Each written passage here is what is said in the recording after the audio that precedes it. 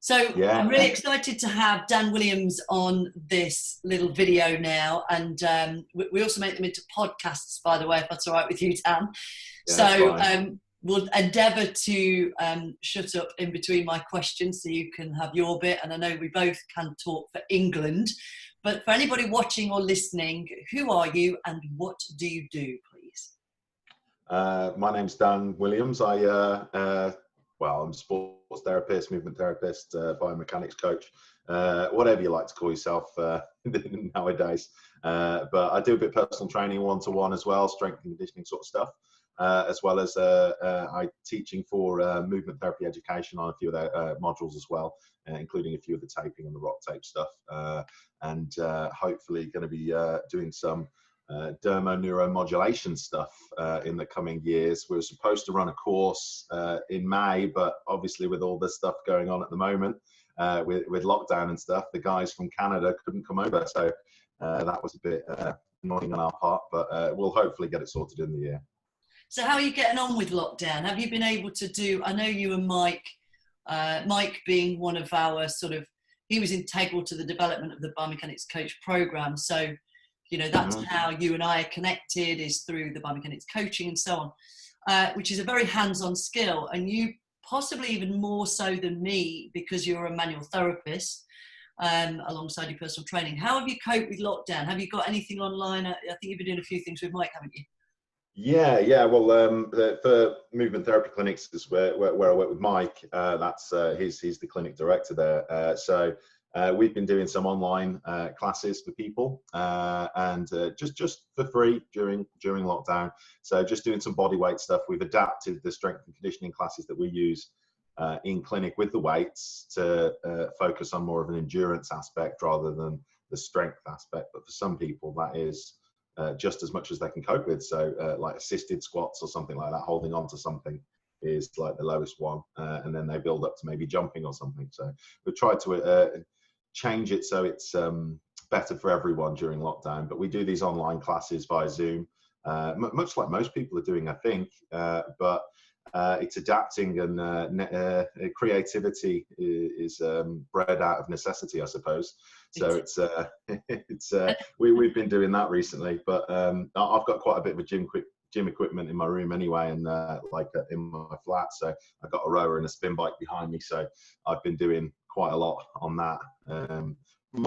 Might think about getting on camera and doing some spin classes. I haven't decided yet whether I could I'd limit the public to have that on their YouTube. So, I mean, yeah, like all of us, and I know that for anybody watching or listening, Mike Grice's company, so he's over in Harborne in Birmingham, and he runs movement therapy clinics, which obviously Dan works with him, and then movement therapy education. And like us, he's been producing a huge amount of content, live videos and webinars, which I think, as you rightly say, we're kind of, it's literally been week by week, day by day in some respects in the early days, wasn't it, about sort of moving forwards. Do you have any forethoughts in your mind? Obviously, nobody knows what the future holds really, but what do you think the industry is going to look like? And I guess we're talking about two industries in one respect here. I always see it as one, but they are two. So personal training and manual therapy. Has it changed forever, do you think? I think there's only it can only benefit from it, because all the telehealth that's coming out, some people don't like it, rightly so. Some people do like it, rightly so as well, in their respect and their opinions. But to adapt, I've always been one to try and look into the future a little bit with what we're looking to do with the businesses and stuff. And the telehealth aspect is really quite interesting for our point of view, because not much has changed in the consultation stuff that we do anyway, whether it's in person or not. We would spend an hour talking about their case history, doing a thorough case history from the manual therapist point of view, and the personal training, really, because we would do the same case history, a thorough case history, clinical assessments and stuff anyway, if it was for personal training, because we would want to know where that person is, so the best knowledge, doing a screen or something like that to figure out. Obviously you can't put your hands on the people at the moment, but the the creativity that's bred from this is quite good, because you can get their partners to maybe teach them to do that. We've been putting tape on partners via webinar and stuff. You're going to be reaching a bigger niche, a bigger market, as it were, via the internet than you could ever hope to do just in your little small community at home.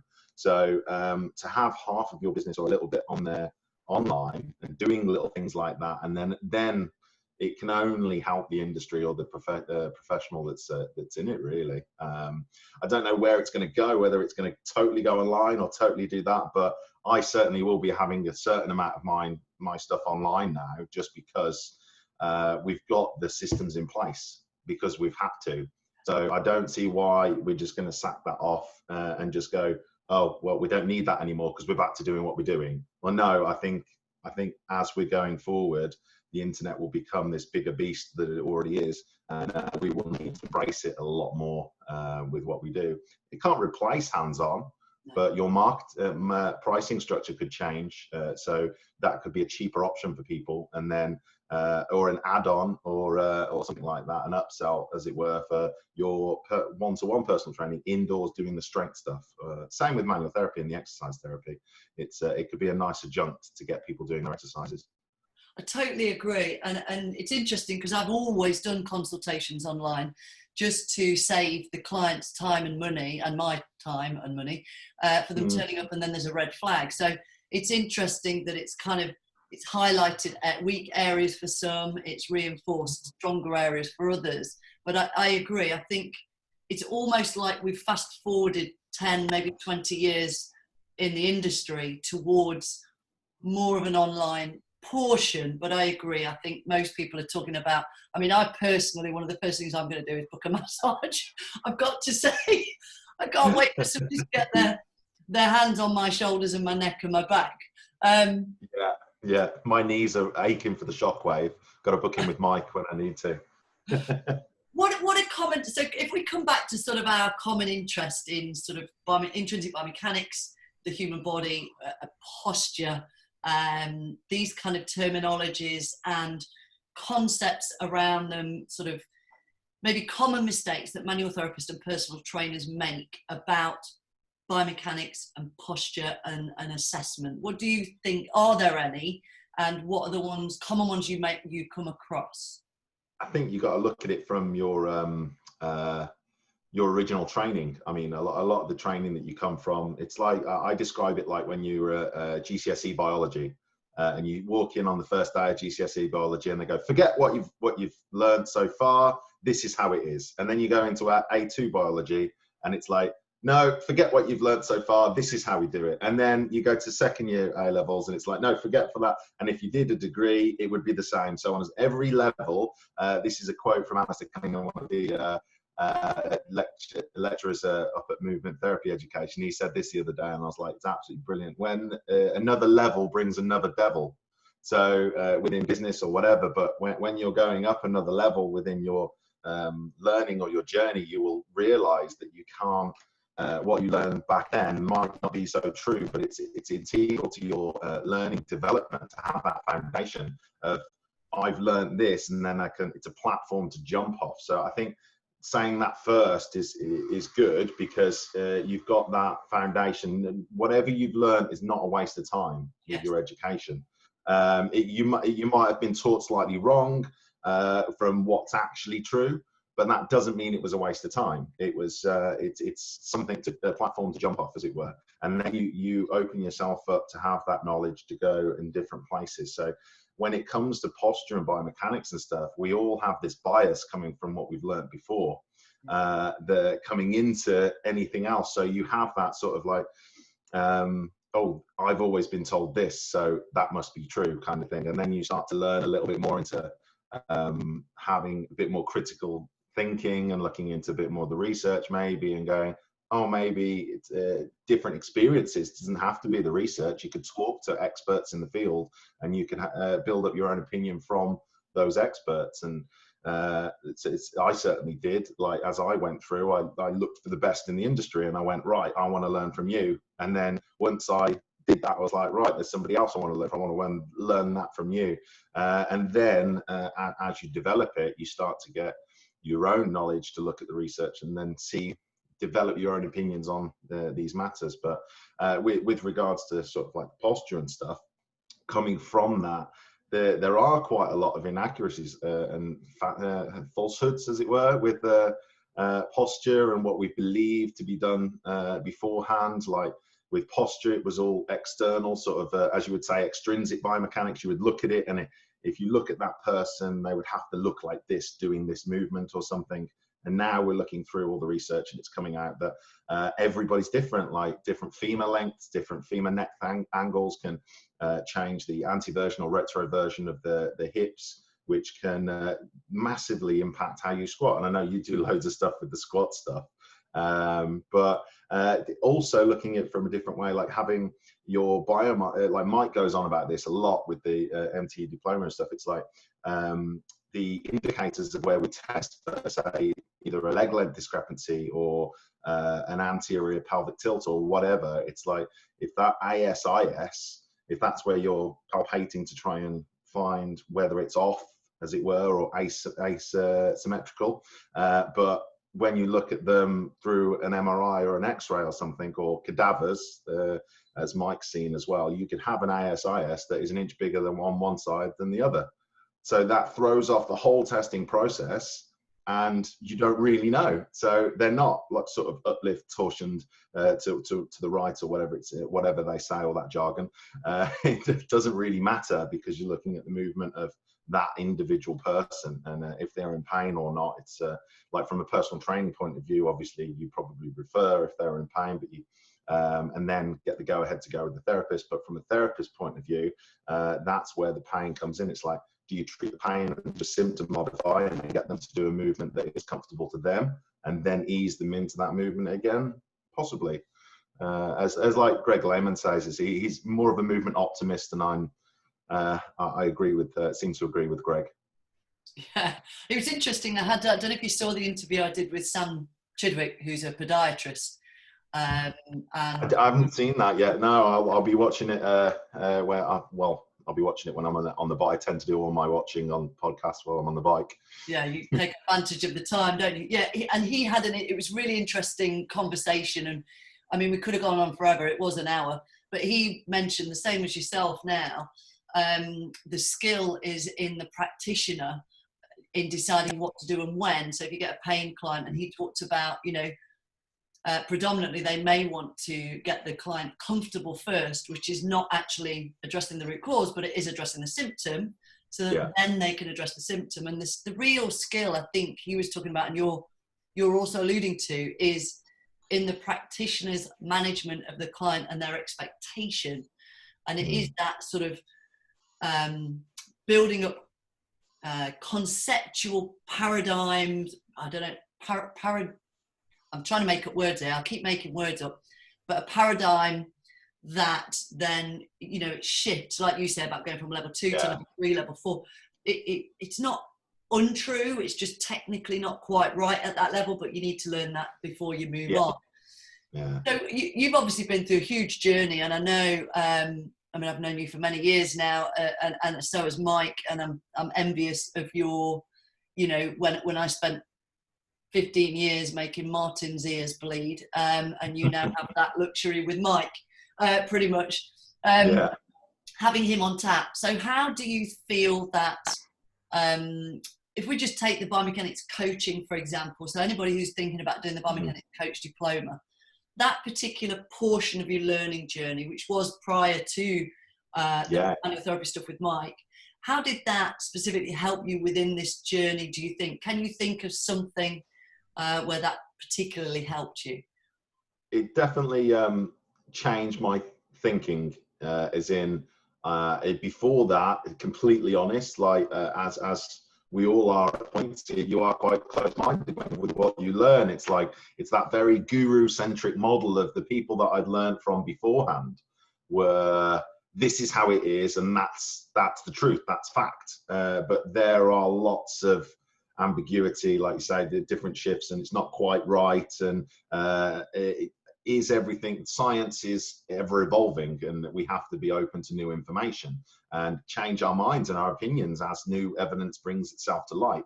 And not many people are capable of doing that when you've been told from this guru-led sort of education model that it's this is how it is, and this is definitely how there's no room for error in there. And that's not how science works, really. And what was nice about the biomechanics is the diploma, as it were, is on the first day you were going through all the explain pain stuff, and you had all the books there.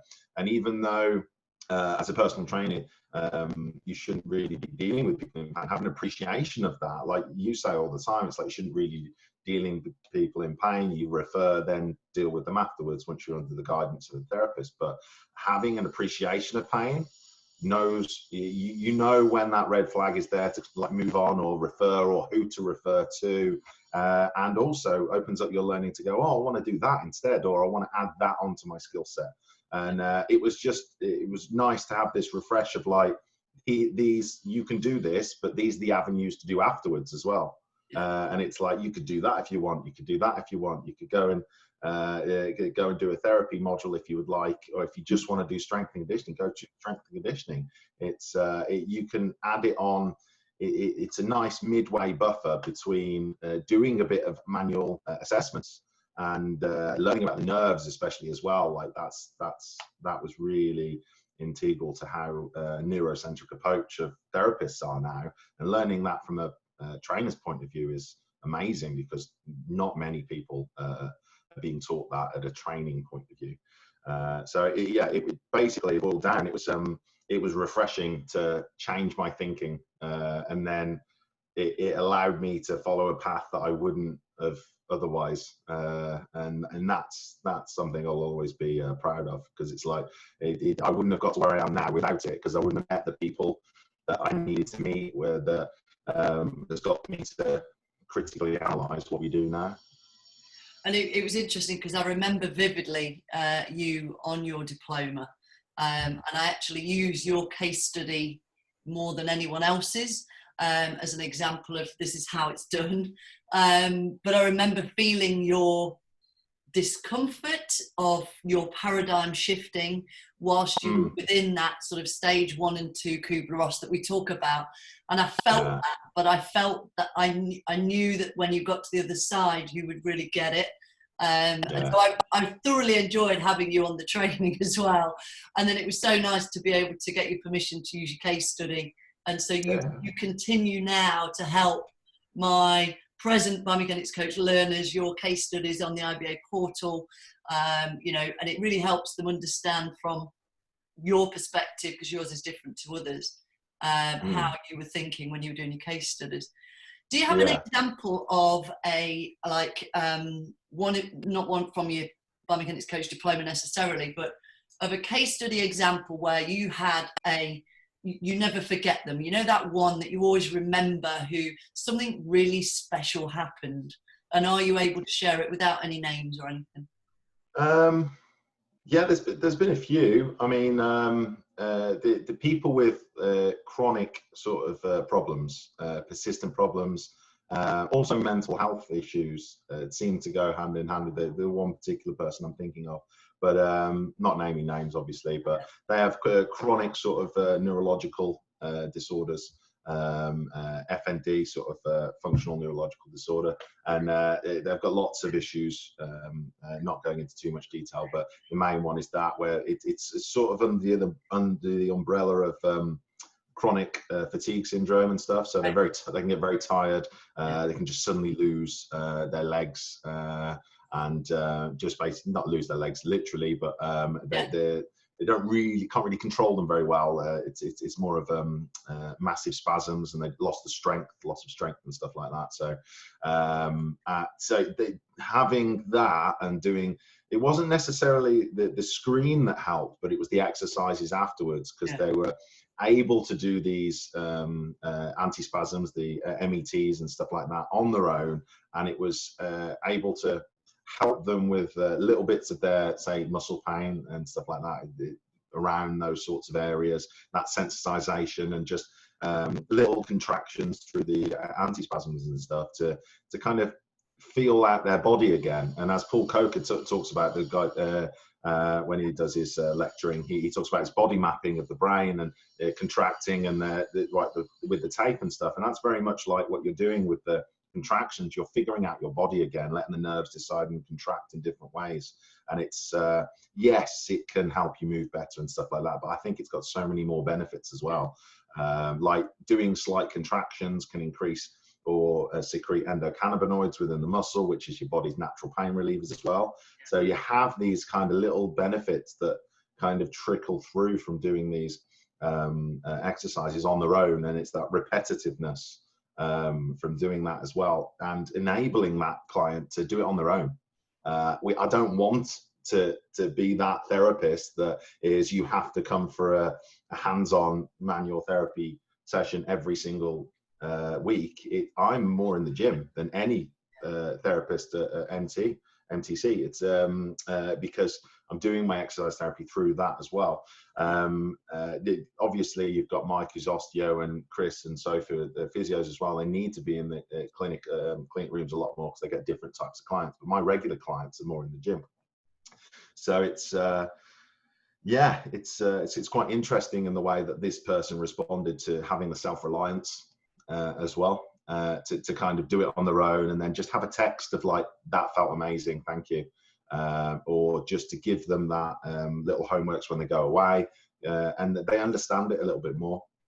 It's so empowering, and I think that's such an important part of everything we do. I think there's a perception that therapy is about, you've got to book in, you've got to do so many sessions, which yes, you might do, but I think right from the beginning, if we can talk to them and set up the expectation, look, you're the best person to get rid of your pain, I'm just going to help you along in the beginning if you do everything and report back. And so I think I totally agree, and I do agree with you as well about there's so much more to those METs than initially that concept. Again, it's that peeling back of the layers, isn't it, of conceptually what's going on. And I know you do a lot on the neurological stuff with Mike, so it's good to hear. And it's interesting listening to your vocabulary and the different ways people speak from our different experiences of educators, sessions, lectures, research, and we just pick up these different terminologies, which I think is really good for anyone watching this who may be from a different background, and I'm hearing new vocabulary coming through from you. It's just helpful hearing it in a different slant. I think that's really cool as well.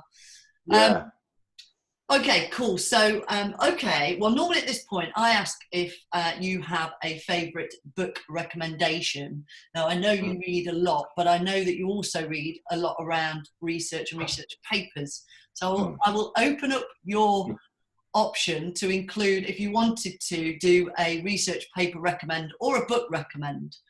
And if you want to, do you do hard copy books or a bit of both? Yeah. I mean, I've got a couple here. So got hard copy book, Neuromodulating. So it's the by Diane Jacobs. She's awesome. It's based. They've got a lot of research papers within it that it's based on. It's not necessarily this kind of like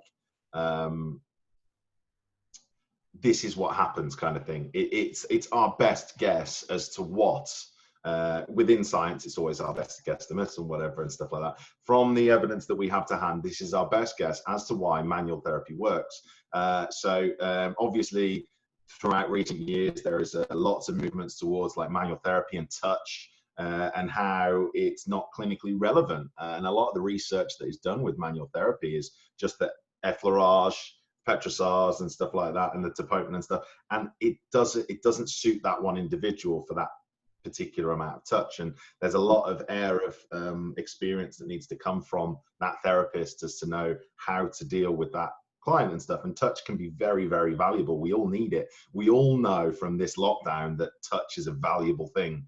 And we're not touching people, we're not touching our family, we're not secreting the serotonin and the oxytocin in our body to go like the hug hormone and stuff like that, to have that effect on our bodies. And touch is a massively powerful thing, and that book encapsulates a lot of the neurocentric approach of what the physios and clinicians and therapists are looking at nowadays, is just how can we affect it? Much like what you guys do with your neural tension stuff, it's how can we exercise or move the nerves or go into real detail of the cutaneous nerves, not just the main nerves that go down from the, say, the median nerve or the sciatic nerve. It's the peripheral cutaneous nerves, and how we can possibly modify their input and affect the downward modulation to possibly affect pain. And they have great experience with that. But